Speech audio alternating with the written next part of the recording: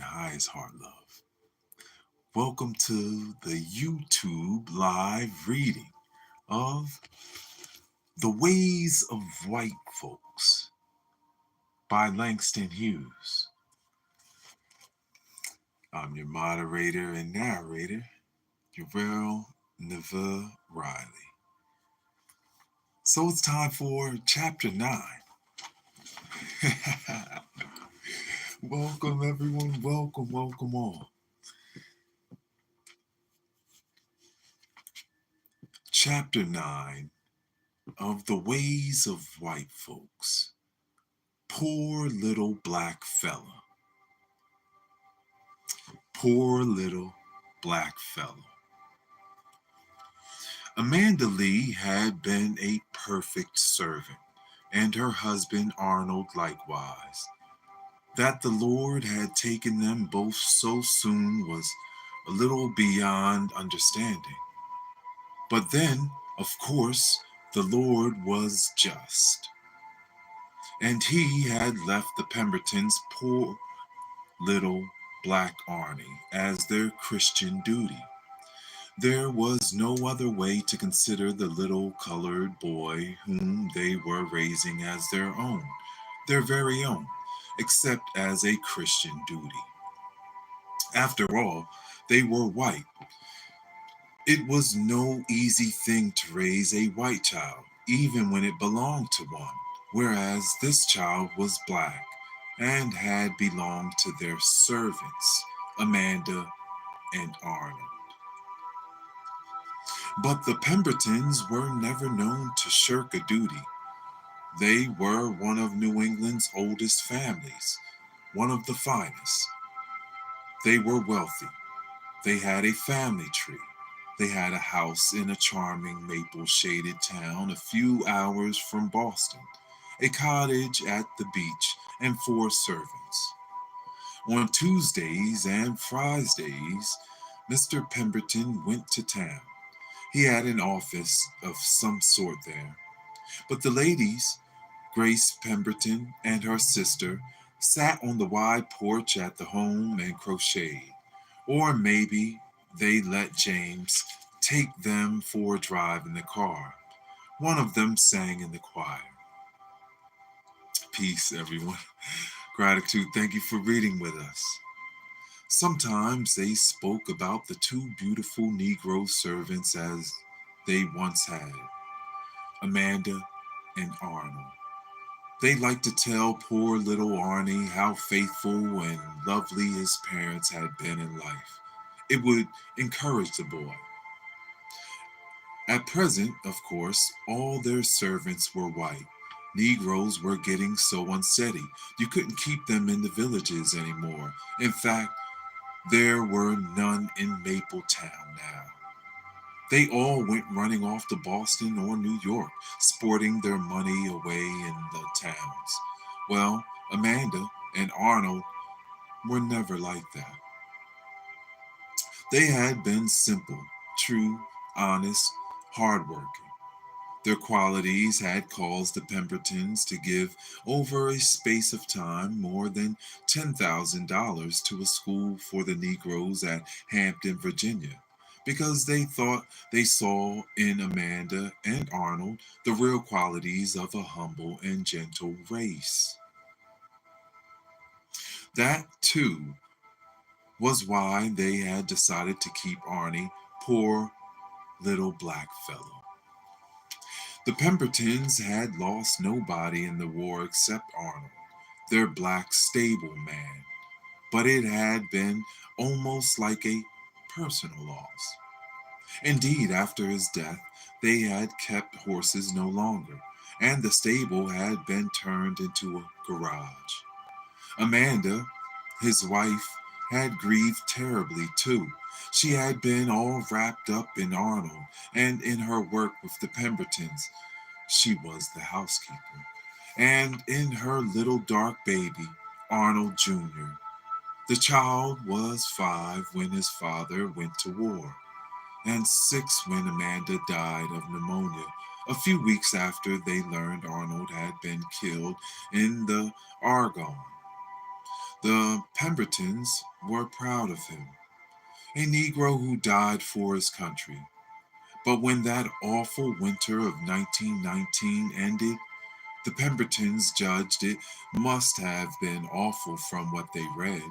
When that winter ended, the family was minus two perfect servants who could never come back. Then they had on their hands an orphan. Peace, highest heart, love, guys. The ways of white folks. We're in chapter 9. Poor little black fellow. Poor little black fellow, said Grace Pemberton to her husband and her sister, in memory of Arnold and Amanda. I think it is our Christian duty to keep it and raise it up the way it should go. Somehow, for a long time, she called Arnie it. We can raise it without keeping it, said her husband. Why not send it to Hampton? Too young for that, said Emily, Mrs. Pemberton's sister. I have been to Hampton, and they don't take them under 12 there. So it was decided to keep the little black boy right in Mapleton, to send him to the village school and raise him up a good Christian and a good worker. And it must be admitted, things went pretty well for some years. The white servants were kind to Arnie. The new housekeeper, a big bosomed Irish woman who came after Amanda's death, treated him as though he were her very own, washed him and fed him. Indeed, they all treated him as if he were their very own. Mr. Pemberton took Arnie to Boston once a season and bought him clothes. On his birthday, they gave him a party on the lawn because, after all, his birthday came in the spring and there was no need of filling the living room with children. There was much more on the lawn, much more room on the lawn. In the summer, Arnie went to the seashore with the rest of the family, and Arnie, dark as he was, thrived. He grew up. He did well in his classes. He did well at home, helped with the chores about the house, raked the yard in the fall, and shoveled snow when the long winters set in. On Sundays, he went to church with the family, listened to a dry and intelligent sermon, chanted the long hymns, and loved the anthems in which Miss Emily sang the solo parts. Peace, guys. Highest heart love. Awesome. Thank you so much for reading with us The Ways of White Folks by Langston Hughes.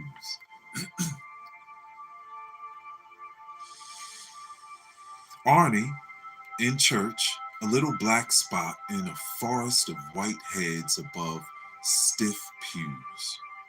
Arnie, out of church, a symbol of how Christian charity should really be administered in the true spirit of the human brotherhood.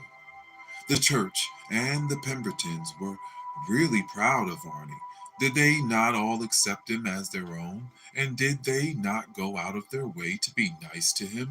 A poor little black fellow whom they thought through Christ had taken in. Throughout the years, the whole of Mapleton began to preen itself on its charity and kindness to Arnie. One would think that nobody in the town never ever need ever again do a good deed, that this acceptance of a black boy was quite enough. Arnie realized how they felt, but he didn't know what to do about it. He kept himself quiet and inconspicuous and studied hard. He was very grateful and very lonely. There were no other colored children in the town, but all the grown up white people made their children be very nice to him, always very nice. Poor little black boy, they said, an orphan and colored, and the Pembertons are so good to him. You be nice to him. You be nice to him too. Do you hear? Share your lunch with him and don't fight him. or hurt his feelings. He's only a poor little Negro who has no parents. So even the children were overkind to Arnie. Everything might have been all right forever had not Arnie begun to grow up. The other children began to grow up too. Adolescents. The boys had girls. They played kissing games and learned to dance. There were parties to which Arnie was not invited, really couldn't be invited, with the girls and all. After generations of peace, the village of Mapleton and the Pembertons found themselves beset with a Negro problem. Everyone was a little baffled and a little ashamed. To tell you the truth, everybody had got so used to Arnie that nobody really thought of him as a Negro until he put on long trousers and went to high school. Now they noticed that he was truly black, and his voice suddenly became deep and mannish, even before the white boys in Arnie's class talked in the cracks and squeaks of coming manhood. Then there had arisen that problem of the Boy Scouts. When Arnie was 16, the Pembertons applied for him to be admitted to a summer camp for the Scouts at Barrow Beach, and the camp had refused. In a personal letter to Mr. Pemberton, they said they simply could not admit Negroes. Too many parents would object, so several of Arnie's friends and classmates went off to camp in June, and Arnie could not go. The village of Mapleton and Pemberton's felt awfully apologetic for American democracy's attitude to Arnie. Those whose father had died in the war. But after all, they couldn't control the Boy Scout camp. It was a semi private organization. They were extra nice to Arnie, though. Everybody. That summer, the Pembertons brought him a bicycle. And toward the end of the summer, because they thought it was dull for him at the bungalow, they sent him to a Negro charity camp near Boston. It would be nice for him to come to know some of his own people, but Arnie hated it. He stayed a week and came home. The charity camp was full of black kids from the slums of Boston who cussed and fought and made fun of him sometimes because he didn't know how to play the dozens. So Arnie, to whom Negroes were a new nation, even if he was black, was amazed and bewildered and came home. The Pembertons were embarrassed to find him alone in his attic room in the big empty house when they and the servants returned from the beach. But they wanted to be nice to him. They asked him if he'd met any friends he'd like to ask down for a weekend. They thought they would give him a whole top floor of the garage that year for a little apartment of his own, and he could have his colored friends there. But Arnie hadn't met anyone he wanted to have. He had no colored friends. Peace, highest heart, love, everyone. We're reading The Ways of White Folks, Chapter 9. The Pembertons knew that he couldn't move in the social world of Mapleton much longer. He was too big. But really, what could they do? Grace Pemberton prayed. Emily talked it over with the mission board at church, and Mr. Pemberton spoke to the Urban League in Boston. Why not send him to Hampton now? Arnie had only one more year in high school.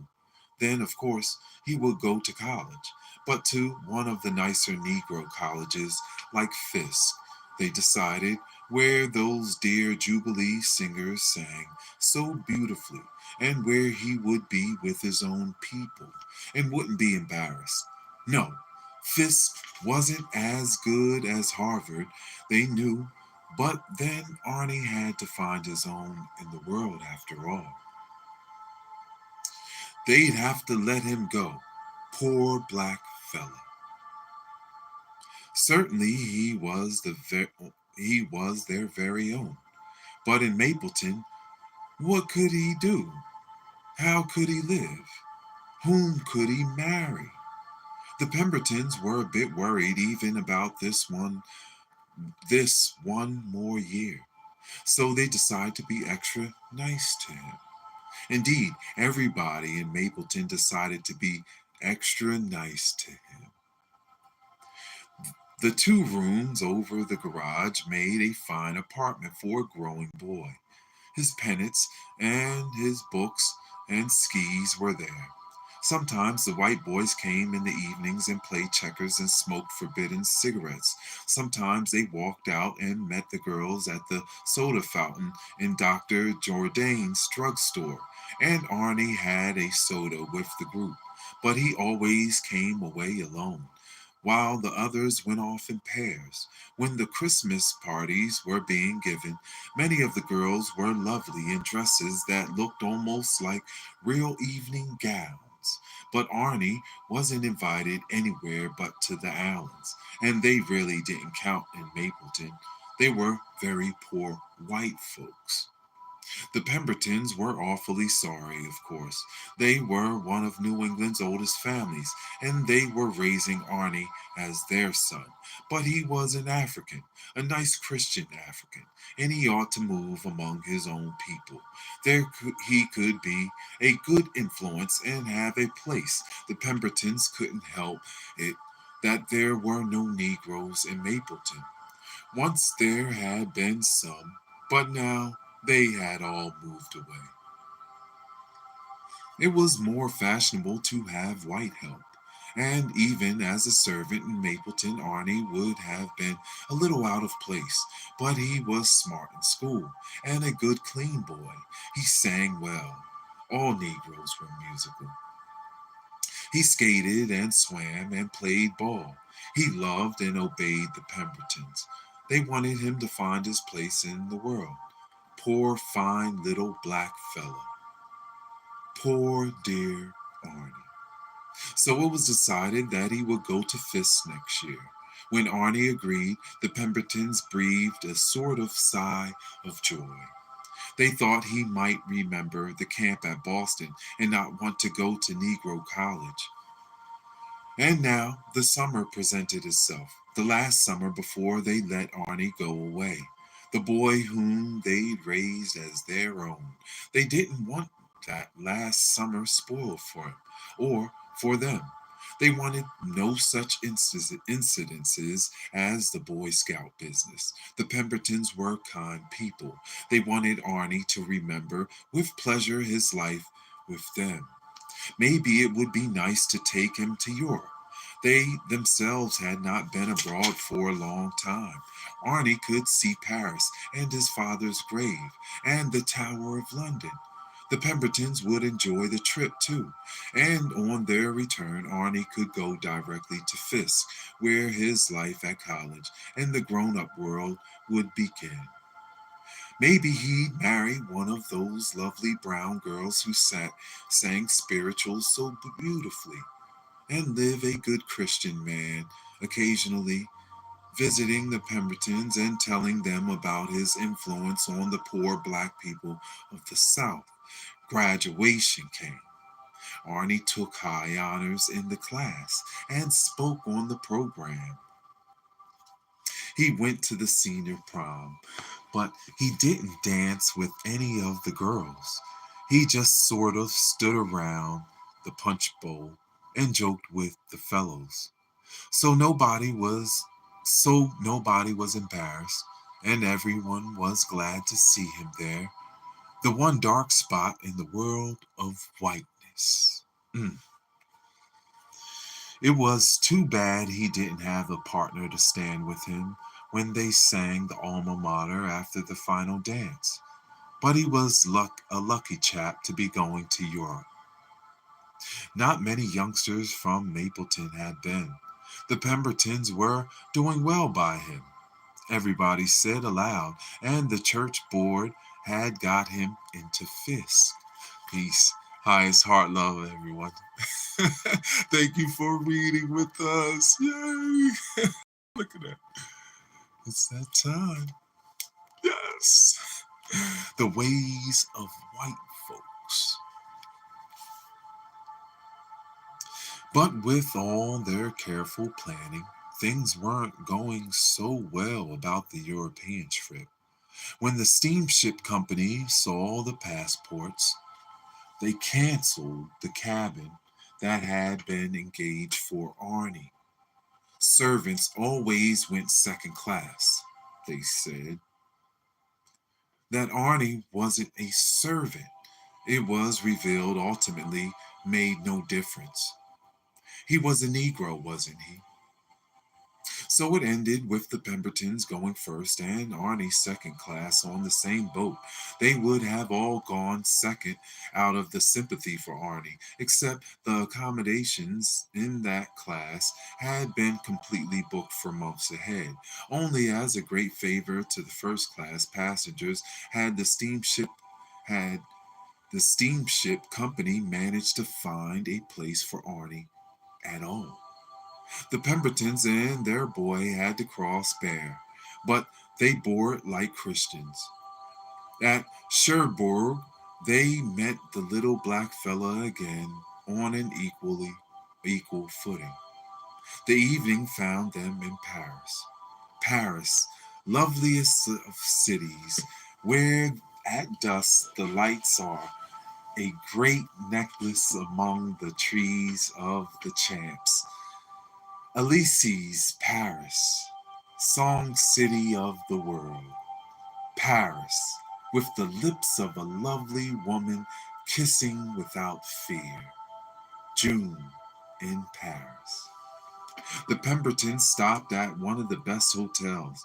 They had a suite, which included a room for Arnie. Everything was very nice. The Louvre and the Eiffel Tower and the Café de la Paix were very nice. All with Arnie. Very nice. Everything would have gone on perfectly, surely, and there would have been no story. And Arnie and the Pembertons would have continued in Christian love forever. Arnie at Fisk, of course, and the Pembertons at Mapleton. Then Arnie married, and the Pembertons growing old, and so on and so on. Had not Claudina Lawrence moved into the very hotel where the Pembertons were staying. Claudina Lawrence! My God!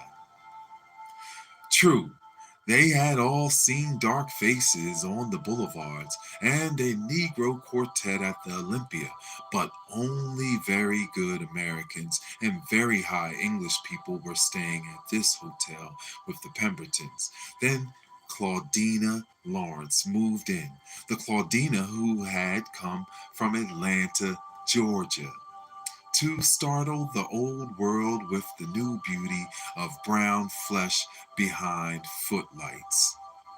That Claudina who sang divinely and danced like a dryad and had amassed a terrible amount of fame and money in 5 years. Even the Pembertons had heard of Claudina Lawrence in the quiet and sedate village of Mapleton. Even Arnie had heard of her, and Arnie had been a little bit proud she was a Negro. Peace, everyone. Highs heart love. But why did she have to move next door to the Pembertons in this hotel? Why, Lord? Oh, why? Said Grace Pemberton. For the sake of Arnie, why? But here the tale begins. 4. Page 144. A lot of young Negroes, men and women, shiny and well dressed with good and sophisticated manners, came at all hours to see Claudina. Arnie and the Pembertons would meet them in the hall. They were a little too well dressed to suit the Pembertons. They came with white people among them, too. very pretty French girls, and they were terribly lively and gay, and didn't seem dependent on anybody. Their music floated out the windows on a summer night. The Pembertons hoped they wouldn't get hold of Arnie. They would be a bad influence. But they did get a hold of Arnie. One morning, as he came out to descend to the lobby to buy postcards, Claudina herself stepped into the hall at the same time. They met at the elevator. She was the loveliest creature Arnie had ever seen. In pink, all tan and glowing. And she was colored. "Hello," she said to the young black boy who looked old enough to be less shy. "You look like a hometowner." "I'm from Mapleton," Arnie stuttered. "You sound like you're from London," said Claudina, noting his New England accent and confusing it with Mayfair. "But your face says Alabama." "Oh, I'm colored all right," said Arnie, happy to be recognized by one of his own. "And I'm glad to know you." "Having a good time?" asked Claudina, as the elevator came. "No," Arnie said. "No." Suddenly truthful. "I don't know anybody." "Jesus," said Claudina, sincerely, "that's a shame. A lot of boys and girls are always gathering in my place. Knock on the door sometime. I can't see one of my down home boys getting the blues in Paris. Some of the fellows in my band'll take you around a bit, maybe. They know all the holes and corners. Come in later." "Thanks awfully," said Arnie. Claudina left him half dazed in the lobby. He saw her get into a car at the curb, saw the chauffeur tip his hat, and then drive away. For the first time in his life, Arnie was really happy. Somebody had offered him something without charity, without condescension, without prayer, without distance, and without being nice. All the pictures in Luxembourg blurred before his eyes that afternoon, and Miss Emily's explanations went in one ear and out the other. He was thinking about Claudina and the friends he might meet in her rooms, the gay and well-dressed Negroes he had seen in the hall, the Paris they could show him, the girls they would be sure to know. That night he went to see Claudina. He told the Pembertons he didn't care about going to the Odeon, so they went without him. A little reluctantly because they didn't care about going either, really. They had been sticking rather strenuously to their program of cultural Paris. They were tired. Still, the Pembertons went to the Odeon, and it was a play they really should see. And Arnie went next door to Claudina's, but only after he was sure the Pembertons were sitting in the theater. Claudina was playing whist. A young Englishman was her partner. Two sleek young colored men were their opponents. "Sit down, honey," Claudina said as if she had known Arnie for years. "You can take a hand in a minute, if you'd like to play. Meet Mr. So and so and so." She introduced him to the group. "It's kinda early yet. Most of our gang are at work. The theaters aren't out. Marie, bring him a drink." And the French maid poured a cocktail. A knock, and a rather portly brown-skinned woman, beautifully dressed, entered. "Hello. Who's holding all the trump cards? Glad to meet you, Mr. Arnie from Boston, you say? My old stamping ground. Do you know the Roundtrees there?" "No," Arnie said. "Well, I used to study at the conservatory and knew all the big shots," the brown skinned woman went on. "Did you just come over?" Taurus, hey? Well, what's new in the States now? I haven't been home for 3 years. Don't intend to go soon. The colored lines a little too much for me. What are they dancing nowadays? You must have brought a few latest steps with you. Can you do the Lindy Hop? No, said Arnie. Well, I'm going to see, said the brown skinned lady. She put on a record on the Victorola and took Arnie in her arms. Even if he couldn't do the Lindy Hop, he enjoyed dancing with her, and they got along famously. Several more people came in, a swell looking yellow girl, some rather elderly musicians and spats, and a young colored art student named Harry Jones. Cocktails went around. I'm from Chicago, Harry said. Eventually, been over here about a year and like it a hell of a lot. You will too, soon as you get to know a few folks. Gradually, the room took on a life and gaiety of a party. Somebody sat down at the piano in the alcove and started a liquid ripple of jazz. 3 or 4 couples began to dance. Arnie and the lovely yellow girl got together. They danced a long time, and then they drank cocktails. Arnie forgot about the clock. It was long after midnight. Somebody suggested that they all go to the opening of the new Martinique ballroom, where a native orchestra would play rattles and drums. Peace, guys. Hi, it's Hard Love. Thank you so much for reading with us. Yes, The Ways of White Folks by Langston Hughes. We're almost complete this chapter 9, too. Somebody suggested, oh, wait. Oh, yeah. Somebody suggested that they'll all go to the opening of the new Martinique ballroom where a native orchestra will play rattles and drums. Come on, Artie, Harry Jones said. You might as well make a night of it. Tomorrow's Sunday. I start rehearsals tomorrow, Claudina said, so I can't go. But listen here, she warned. Don't you all take Arnie out of here and lose him.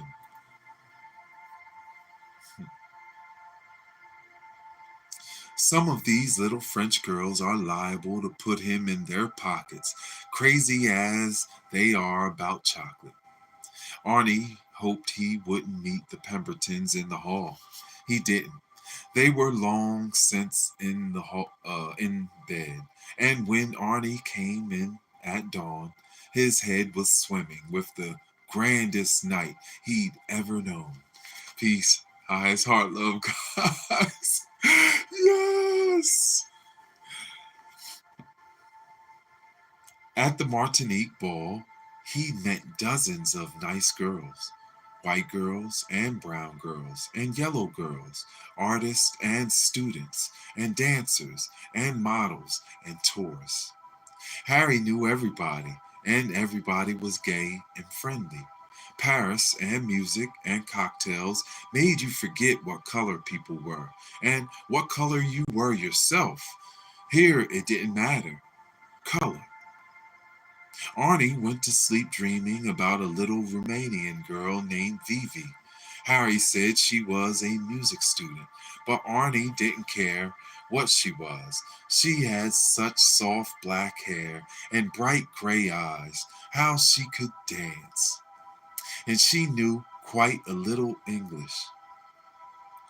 He'd taken her address.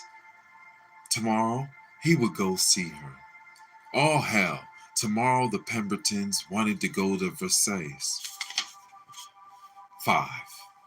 Page 150. When Arnie woke up, it was 3 o'clock. This time, Grace Pemberton had to actually bang on the door. Arnie was frightened. He'd never slept so late before. What would the Pembertons think? Whatever is the matter, Arnold? Mrs. Pemberton called. Only when she was put out did she call him Arnold. Up late reading, Arnie muttered through the closed door. I was up late reading, and then was promptly ashamed of himself for having lied. Well, hurry up, Mrs. Pemberton said. We're about to leave for Versailles. I don't want to go, said Arnie. Whatever is the matter with you, boy? Gasped Grace Pemberton. Arnie had slipped on a bathrobe, so he opened the door. Good morning, he said. I've met some friends. I want to go out with them. The contrariness of late adolescence was asserting itself. He felt stubborn and mean. Friends, said Grace Pemberton. What friends, may I ask? A colored student and some others. Where did you meet them? Next door, at Mrs. Lawrence's? Grace Pemberton stiffened like a bolt. Get ready, young man, she said, and come with us to Versailles. She left the room. The young man got ready. Arnie pouted, but he went with the Pembertons. The sun gave him a headache, and he didn't give a damn about Versailles. That evening, after the private lecture by Mr. Pemberton on the evils of Paris, Grace and Emily had spoken about the beauty of the city. He went to bed feeling very black and sick. For several days, he wasn't himself at all. What with constant excursions to museums and villages and chateaux, when he wanted to be with Vivi and Harry and Claudina. Once he did sneak away with Harry to meet Vivi. Meanwhile, the Pembertons lectured him on his surliness. They were inclined to be dignified and distant to the poor little black fellow now. After all, it had cost him quite a lot to bring him to Paris. Didn't he appreciate what they were doing for him? They had raised him. Had they then no right to forbid him going about with a crowd of Negroes from the theaters? He's a black devil, said Mr. Pemberton. Poor little fellow, said Grace. She was a little sorry for him. After all, he doesn't know. He's young. Let us try loving him and being very nice to him. So once again, the Pemberton turned loose on Arnie, their niceness. They took him to the races and they bought him a half a dozen French fries from the good shop, and they treated him better than if he was their own. But Arnie was worse than ever. He stayed out all night one night. Grace knew because she knocked on the door at 2 o'clock, and the Negroes next door, how they laughed, how they danced, how the music drifted through the windows. It seemed as if the actual devil had got into Arnie. Was he going to the dogs before their very eyes? Grace Pemberton was worried. After all, he was the nearest thing she'd ever had to a son. She was really fond of him. As for Arnie, it wasn't the devil at all that had gotten him. It wasn't even Claudina. It was Vivi, the little girl he'd met through Harry at the Martinique ball. The girl who played Chopin on the piano and had gray eyes and black hair and came from Romania. By himself, Arnie had managed to find, from the address she had given him, the tall house near the Parc Monceau, where she lived in an attic room. Up 6 flights of stairs he walked.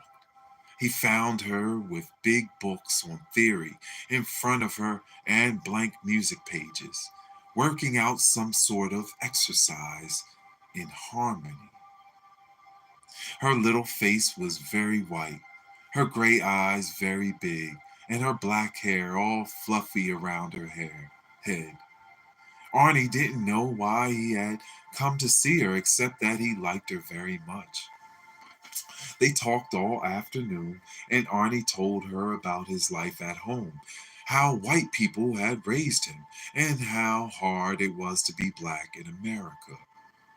Vivi said it didn't make any difference in Romania or in Paris either about being black. Woo! This is good. We're headed to the climax, guys.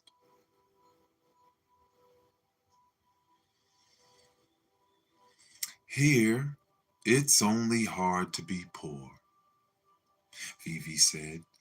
But Arnie thought it wouldn't mind he wouldn't mind being poor in a land where it didn't matter what color you were.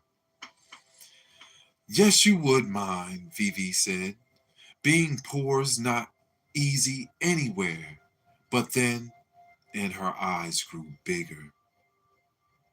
By and by, the revolution will come. In Romania, the revolution will come. In France, too.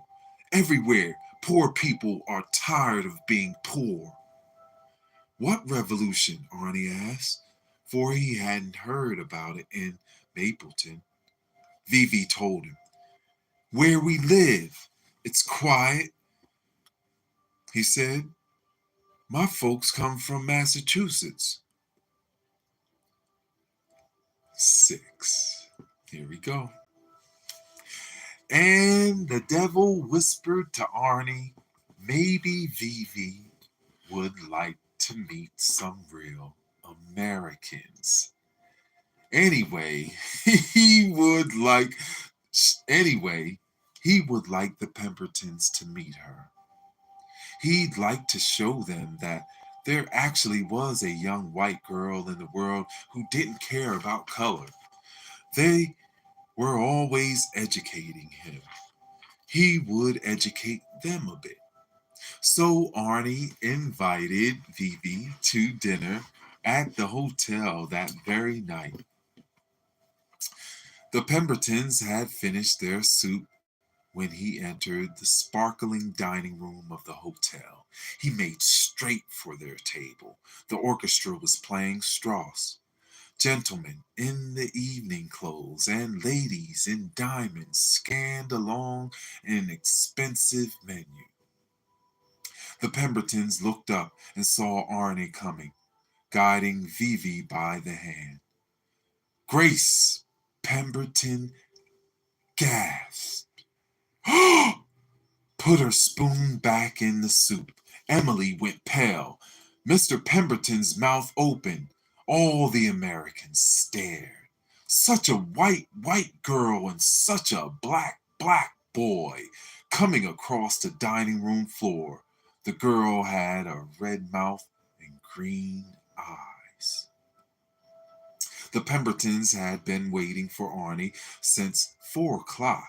Today, a charming Indian mystic, Najudi, had come to tea with them, especially to see the young Negro student they had raised in America. The Pembertons were not pleased that Arnie had not been there. This is my friend, Arnie said. I've brought her to dinner.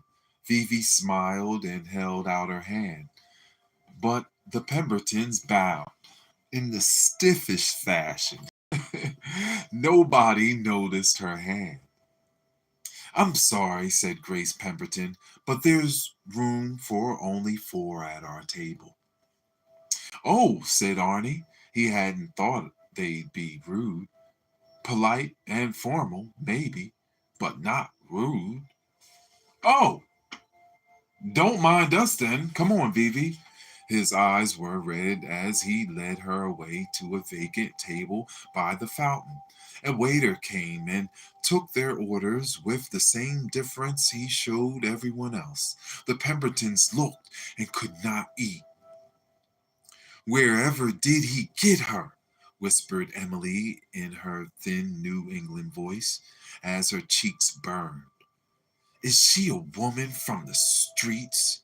The Pembertons couldn't imagine that so lovely a white girl would go out with a strange Negro unless she were a prostitute. They were terribly mortified. What would he do next? But maybe he doesn't know. Did you warn him, John? Grace Pemberton addressed her husband. I did, replied Mr. Pemberton shortly. A scarlet woman, said Emily faintly. A scarlet woman. I think I shall go to my room. All the Americans in the dining room must have seen. She was white as she rose. We've been talked about enough as it is, traveling with a colored boy. For our sakes, he might have been careful. The Pembertons left the dining room, but Grace Pemberton was afraid for Arnie. Near the door, she turned and came over to the table by the fountain. Please, Arnold, come to my room before you go. Yes, Miss Grace, I'll come, he said. You mustn't mind. Vivi patted him on his arm. You mustn't mind. The orchestra was playing the Song of India. All old people are the same. As they ate, Vivi and Arnie talked about parents. Vivi told him how her folks hadn't allowed her to come away to study music, how they'd even tried to stop her at the station. Most elderly people are terrible, she said, especially parents. But they're not my parents, Arnie said. They are white people. When he took Vivi home, he kissed her. Then he came back and knocked on the living room door. Come in, Grace Pemberton said. Come in. Arnie, I want to talk to you. She was sitting there alone, very straight with her iron gray hair low on her neck. Poor little black fella, she said, as though Arnie had done a great and careless wrong. Come here. When Arnie saw her pale white face from the door, he was a little sad and ashamed that he might have done something to hurt her. But when she began to pity him, poor little black fellow, a sudden anger shook him from head to foot. His eyes grew sultry and red, his spirit stubborn. Arnold, she said, I think we'd better go home, back to America. I don't want to go, he replied, but you don't seem to appreciate what we are doing for you here, she said, at all. I don't, Arnie said. You don't? Grace Pemberton's throat went dry. You don't? We're showing you the best of Paris, and you don't? Why? We've done all we could for you always, Arnie boy. We've raised you as our own, and we want to do more. We're going to send you to college, of course, to Fisk this fall. I don't want to go to Fisk, said Arnie. What? No, said Arnie. I don't want to go. It'll be like that camp in Boston. Everything in America is like that camp in Boston. His eyes grew redder. Separate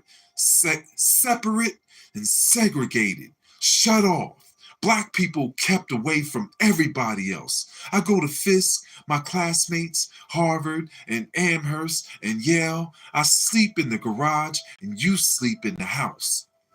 Oh, Grace Pemberton said.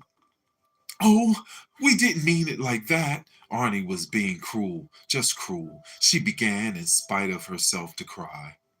I don't want to go back home, Arnie went on. I hate America. But your father died for America. Grace Pemberton cried.